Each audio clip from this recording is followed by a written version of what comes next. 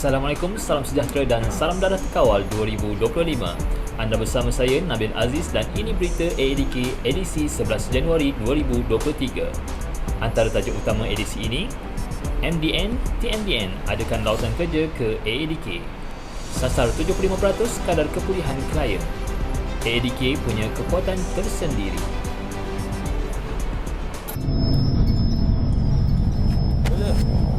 Singgit daripada Singgit nak makan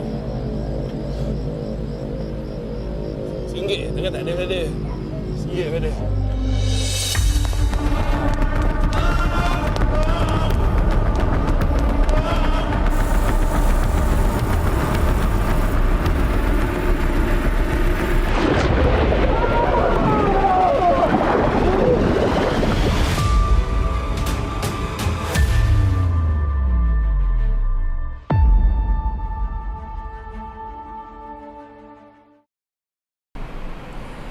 Menteri Dalam Negeri Datuk Seri Saifuddin Nasution Ismail bersama timbalannya Yang Berhormat Datuk Seri Dr. Syamsul Anwar Nasarah telah mengadakan lautan kerja ke Ibu Pejabat Agensi Anti Dadah Kebangsaan AADK. Lautan kerja ini pertama kali diadakan selepas beliau dilantik menganggotai Kabinet sejak 2 Disember 2022 di Sydney hari ini. Taklimat lawatan kerja telah disampaikan oleh Ketua Pengarah AADK Tuan Sutekno Ahmad Belut. Isu yang dibincangkan tertumpu kepada 3 teras utama agensi itu, iaitu rawatan, perubatan dan pemulihan, pencegahan serta penguatkuasaan dan keselamatan. Turut hadir Timbalan Ketua Setiausaha Keselamatan KDN Datuk Abdul Halim Abdul Rahman, Timbalan Ketua Pengarah Pengurusan Puan Chang Ho Jin dan Timbalan Ketua Pengarah Operasi AADK Datuk Dr. Muhammad Sadi Muhammad Amin. Sementara itu, dalam siram media selepas lawatan kerja itu, Yang Berhormat Datuk Seri Saifuddin Nasution berkata, Kementerian meletakkan sasaran 75% bagi program pemulihan penagih dadah AADK tahun ini. Beliau berkata, penetapan sasaran baru itu susulan kejayaan agensi berkenaan tahun lepas yang mencapai sehingga 70% bagi program pemulihan penagih. Untuk tahun lepas, 2022 yang baru terakhir seminggu, angka menunjukkan bagi setiap 100 penagih yang dikesan kemudian di bawah program pemulihan, pada akhir program pemulihan yang kekal meninggalkan amalan penagihan itu adalah 70%.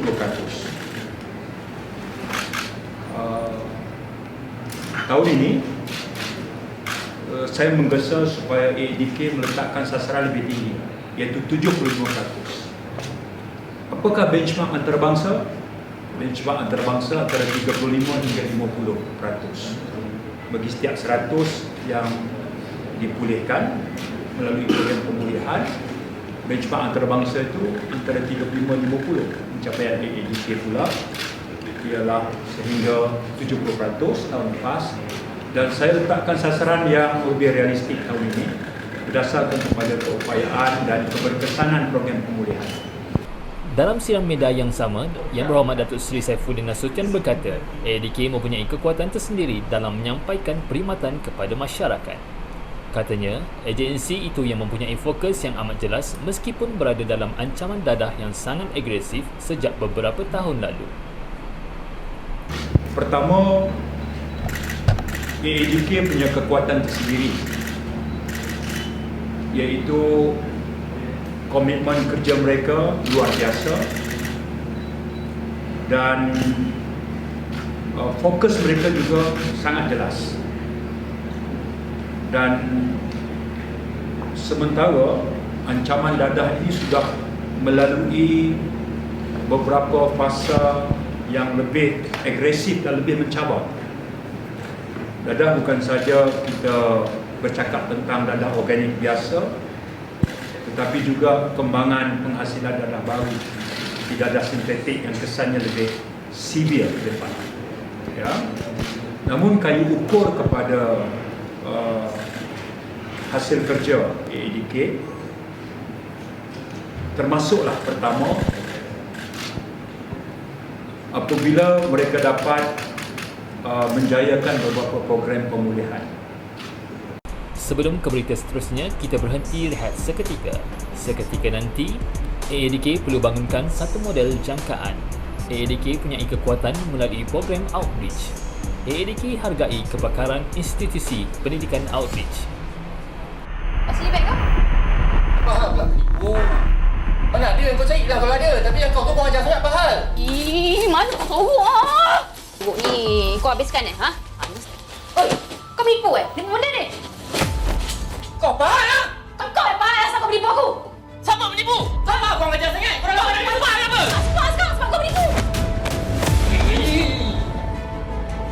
Kau buat apa sini boy? Kau memilih aku lah!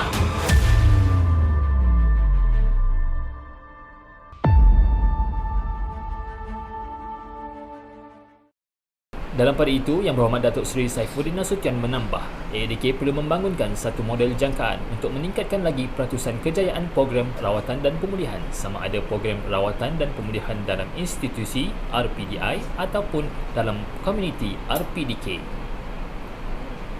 Jadi dengan tumpuan ini saya tengok kekuatan lain yang ada pada AADK adalah kekuatan data yang mereka kumpulkan. Data maksudnya adalah data yang mereka kenal pasti, individu yang terlibat dengan penagihan dana, kemudian menjalani program pemulihan. Itu maksud data. Angka ini sudah tentulah kita sedia maklum bukan mewakili angka insiden penagihan yang sebenar. Yang ini AADK ini adalah pemulihan. Kalau disebut 100 itu adalah yang dikesan dan dibawa melalui program pemulihan. Itu maksudnya kan. Kita cakap sini dulu, kalau data narkotik lain ya. Kita fokus dalam AADK. Jadi kekuatan data mereka ini adalah data granular. Mereka punya maklumat data yang sangat precise. Latar belakang individu yang terlibat, bekerja atau tidak bekerja, kerja bersendiri atau kerja kerajaan, taraf pendapatan, taraf pendidikan, latar belakang keluarga, datang untuk menjalani pemulihan secara sukarela ataupun melalui proses keputusan mahkamah. Yang ini kekuatan data yang ada kepada AADK.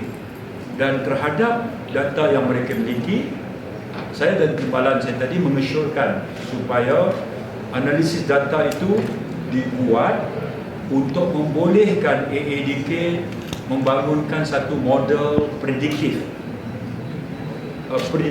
prediktif model, model membuat jangkaan. Misalnya, sukses stories pemulihan 70% tidak kembali semula ke jalan perniagaan. 70% ini yang menyumbang mereka tak kembali kerana apa? Is it because of the community support, family support, ataupun follow up program by AADK officers? So those are the factors yang AADK ada di dalam dia punya, kita panggil senarai semak tugasan mereka. Ini kekuatan yang ada pada mereka. Menteri Dalam Negeri menyifatkan AADK adalah sebuah agensi yang mempunyai kekuatan daripada aspek program temu seru atau outreach. Katanya, kaedah itu menjadikan pendekatan penyampaian program kesedaran, rawatan dan pemulihan bersifat menyeluruh. Yang kedua, AADK ada kekuatan dari segi outreach program. Usaha ini bukan usaha AADK sahaja, dia harus berupa usaha penglibatan menyeluruh ala one nation approach. Macam kita tangani pandemik COVID baru ni ya. Dan melalui outreach program ini termasuklah program pendidikan, program kesedaran yang melibatkan komuniti melalui struktur AADK yang bukan saja di peringkat sentral tetapi juga di peringkat negeri dan daerah, bukan saja agensi tunggal AADK tapi juga penglibatan termasuklah local opinion leaders, agensi-agensi negeri dan juga agensi daerah. Jadi dengan keupayaan rantaian struktur ini, program outreach mereka menjadi lebih berkesan, iaitu mereka mengumpulkan angka-angka gejala penagihan. Mereka juga fokus kepada program pemulihan. Usaha agensi antarabangsa kebangsaan yang mengadakan kerjasama erat dengan institusi pendidikan harus dipuji. kerana tindakan itu disifatkan sebagai menghargai keupayaan pakar luar. Menteri Dalam Negeri Yang Berhormat Datuk Seri Saifuddin Nasution berkata, budaya kerja itu dilihat amat baik khususnya dalam perkongsian dapatan kajian untuk dijadikan panduan pelaksanaan penyampaian perkhidmatan. Saya juga menghargai AADK kerana mereka ikut berdamping dengan institusi pendidikan dalam negara kita. Seumpama Universiti Kebangsaan, Universiti Melaya yang menjalankan beberapa aspek pendidikan dan kajian. Hasil daripada itu dijadikan sebagai panduan oleh AADK. Uniknya kerana mereka bukan hanya menggunakan kekuatan dan kelebihan dalaman, tapi mereka juga menghargai keupayaan institusi pendidikan di negara kita. Saya fikir kalau budaya kerja yang begini, sementara saya faham di luar sana expectation ataupun harapan masyarakat itu cukup tinggi kerana boleh dikatakan ancaman dadah itu terkena kepada sebahagian besar daripada isi rumah kita, tetapi beri ruang kepada AADK untuk terus berperanan, berfungsi di tengah-tengah cabaran, dan mereka hanya boleh berjaya kalau mereka mendapat dukungan penuh daripada setiap anggota masyarakat. Sebelum ke berita seterusnya, kita berhenti rehat seketika. Kau tahu aku cakap. Aku bosan nak duduk rumah. Mak pula teman kakak aku pergi Kodim. Okey ke tak ni? Nampak macam burung aja. Final tournament kau bukan lusa. Kau ni burung sebab masalah keluarga kau kan? Aku ada satu benda ni yang boleh selesaikan semua masalah. Kau try ni. Aku jamin kau akan rasa okey.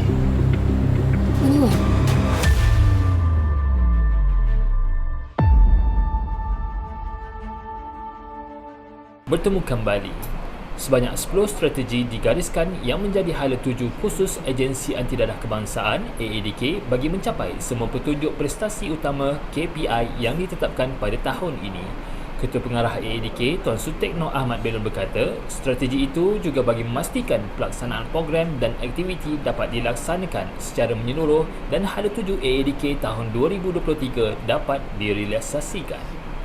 Kata beliau, antara 10 strategi itu termasuk memantapkan tadbir urus organisasi dan integriti pegawai, memperluaskan liputan program pencegahan berasaskan model iCegah AADK dan membangunkan satu sistem profil merangkumi data penagih dadah dan anggaran penagih dadah di Malaysia.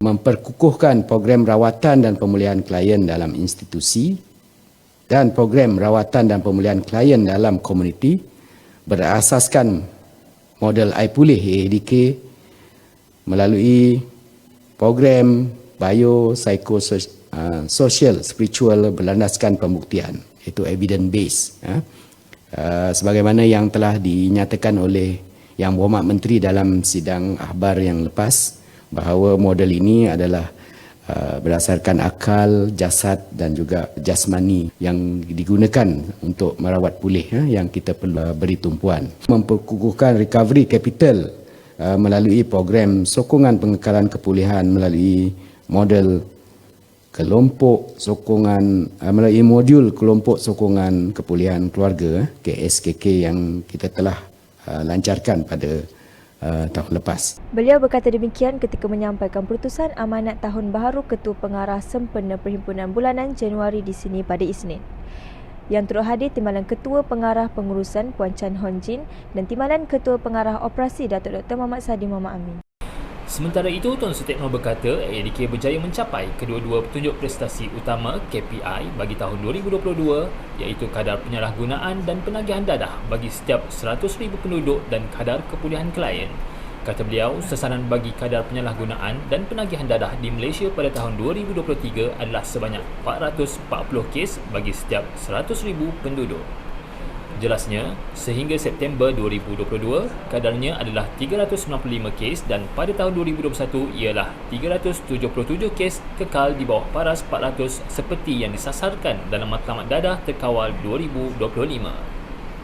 Kurang daripada 400 kes bagi setiap 100,000 penduduk.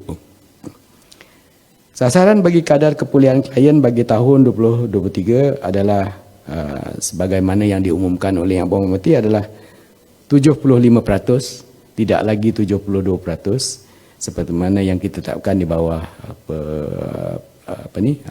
pelan strategi AADK, ataupun 25% relapse.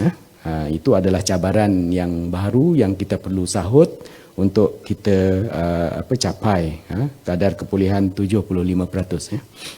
Tegas beliau, sekurang-kurangnya 91% OYDS di setiap daerah hendaklah ditangkap untuk menjalani rawatan dan pemulihan sama ada dalam institusi atau komuniti. Sementara itu, Tuan Sutekno berkata seramai 44,754 orang penagih dirawat pulih AADK menerusi program rawatan dan pemulihan dalam komuniti RPDK sepanjang tahun 2022. Daripada jumlah itu, kata beliau, bagi tempoh Januari hingga November 2022, seramai 17,151 klien telah dinilai dan hasil penilaian itu mendapati seramai 12,212 klien mencapai tahap kepulihan. Menerusi jumlah itu juga, AADK pada tahun 2022 telah berjaya mencapai paras 71% kadar klien kekal dalam kepulihan seperti yang disasarkan, berbanding hanya 65% yang dicapai pada tahun 2021. Dalam pada itu, beliau berkata AADK juga berjaya mengekalkan pencapaian bagi petunjuk prestasi utama KPI, menghijaukan 39 kawasan berisiko tinggi KBT pada tahun 2022. Melihat kepada momentum kejayaan ini, bermula sejak 2021, AADK meletakkan harapan lebih tinggi untuk menghijaukan 78 KBT lagi pada tahun 2023. Ini kerana AADK mengesan sebanyak 155 KBT di seluruh negara yang perlu dihijaukan bagi tempoh 2021 hingga 2025.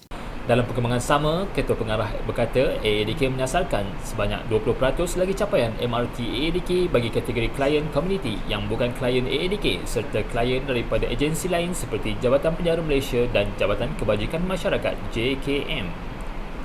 Pada Jun 2022, AADK menyasarkan sebanyak 9% atau 1,427 orang mendapat capaian perkhidmatan MRT AADK di seluruh negara.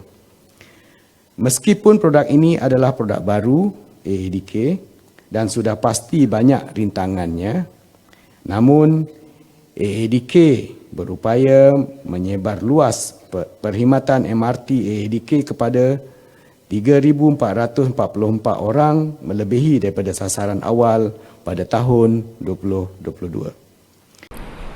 Baik, kita teruskan dengan segmen personality AADK. Pada minggu ini, segmen personality merupakan seorang pegawai yang berdedikasi.